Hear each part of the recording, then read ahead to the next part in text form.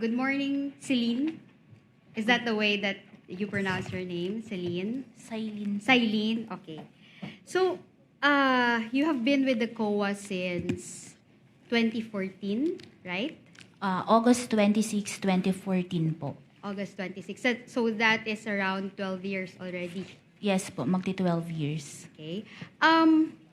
You assumed the accounts of the Vice President, the audit of the confidential funds of the Vice President and the DepEd when Attorney Wamil was reassigned to COA, Pasay, correct?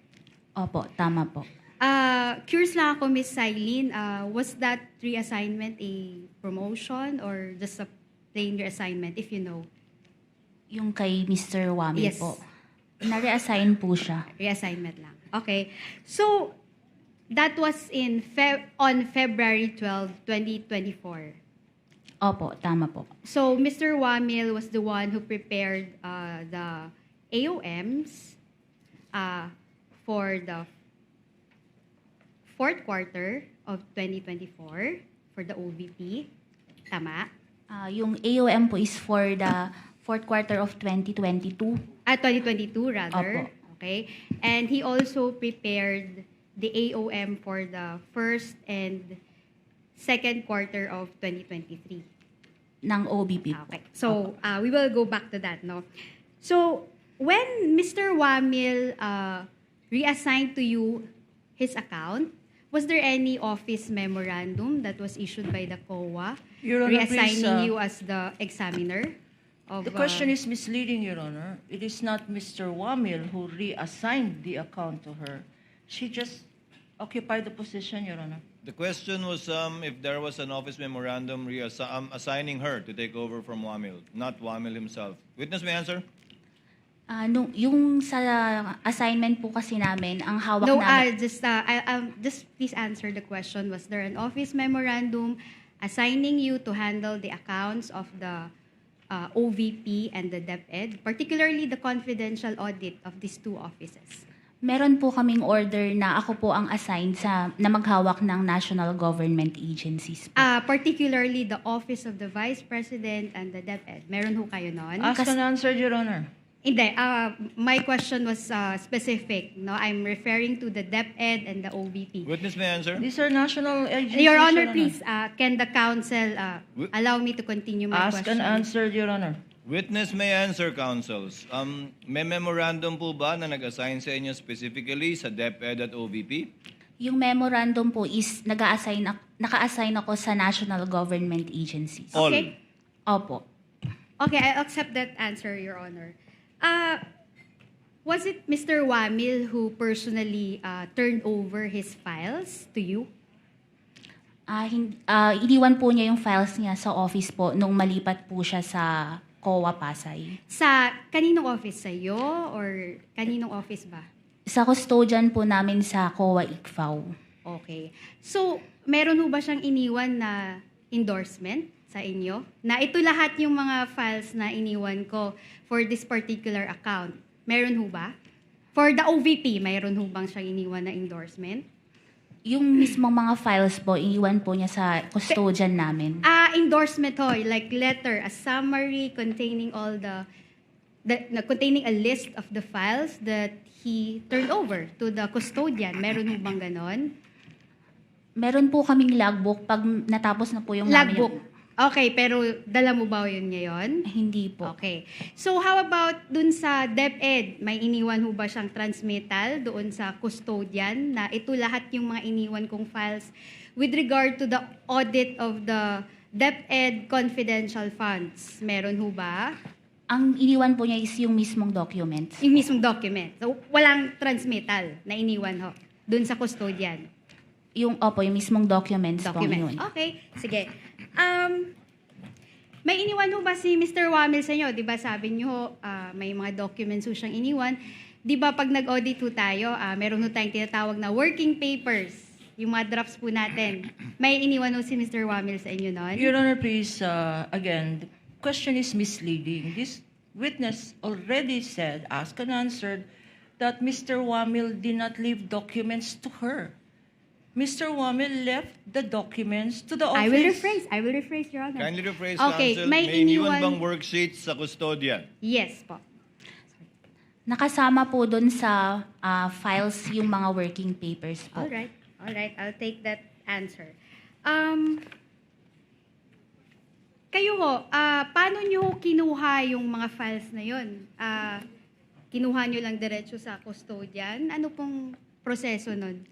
Nung ma-assign po sa akin yung sa OBP at sa DepEd, nung nag-submit po sila ng response, ibinigay po sa akin yung response together with the documents na pinagbasehan po nung Audit Observation Memorandum po.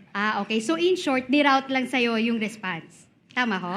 Response together with Yeah. yung AOM, together with the attachment po na yung mga dokumento. Okay. So, kailan ho yan niroute sa inyo? Yung response, yung AOM, mga estimate lang po.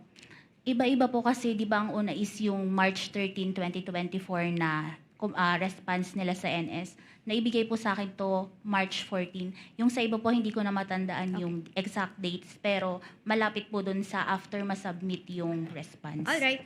I'll take that answer. Okay. So, WAMIL prepared the AOM for the fourth quarter of 2022 for the Office of the Vice President. Tama po? Opo. How about the first to third quarters of 2023? Sino ho ba yung nag-prepare ng AOMs na yun? Dalawa ho yun. Yung sa OBP po, na first and second quarter 2023, nandun pa po siya nung ma-issue po yung Okay. AOM. Yung sa third quarter po, siya yung nag-draft. Pero nung na-finalize na po yun, wala na po siya sa COA ICFAO. So, yung custody po ng document na yun, nasa division chief. Kaya nung finalize po yun, division chief na po yung nag-finalize. Okay. So, all right. Sige, we will flash this AOMs, no? Kasi nga si Mr. Wamil nga yung nag-prepare nung iba sa kanila, no? Sige.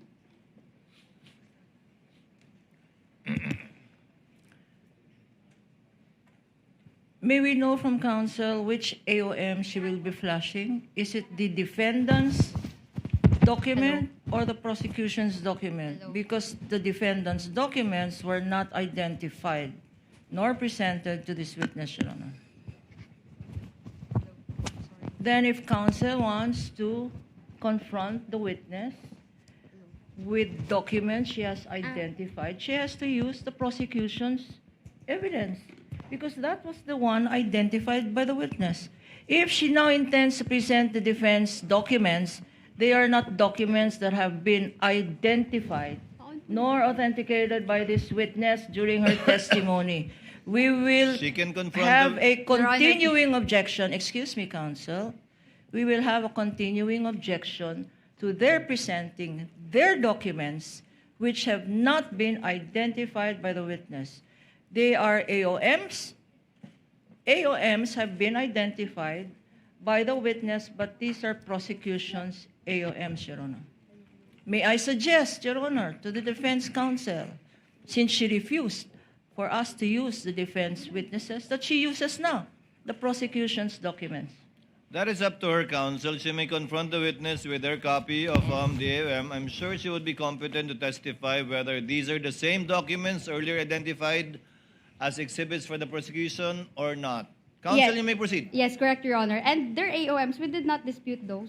So we have the same copies, Your Can Honor. we then, Proceed, if, counsel. in Proceed. connection with that, Your Honor, Hello. since counsel admits that Hello. our AAMs are their defendants' AOMs, can we just use the prosecution's copies, Your Honor? But, Your Honor, we have prepared, Counsel, visual counsel. aid using Show the- them, show the document. Yeah, I will. I am showing the defense document. No, we will No, not agree, Your Honor, the counsel cannot We will dictate not how I agree, will Your proceed Honor. with my cross-examination. Can the counsel, Your Honor, be reminded that I'm on counsel cross-examination? We for- will not agree, respondent. Your Honor, to What are you not presentation agreeing of to, the Attorney defense Kapunan? documents. I'm sorry? Because precisely there was no stipulation yesterday. There They was, are Your now Honor. constrained. Excuse me, counsel. Allow her to finish, counsel. They are now constrained, Your Honor. I'm sorry. They are now constrained to use our documents precisely. This is what we wanted to avoid yesterday.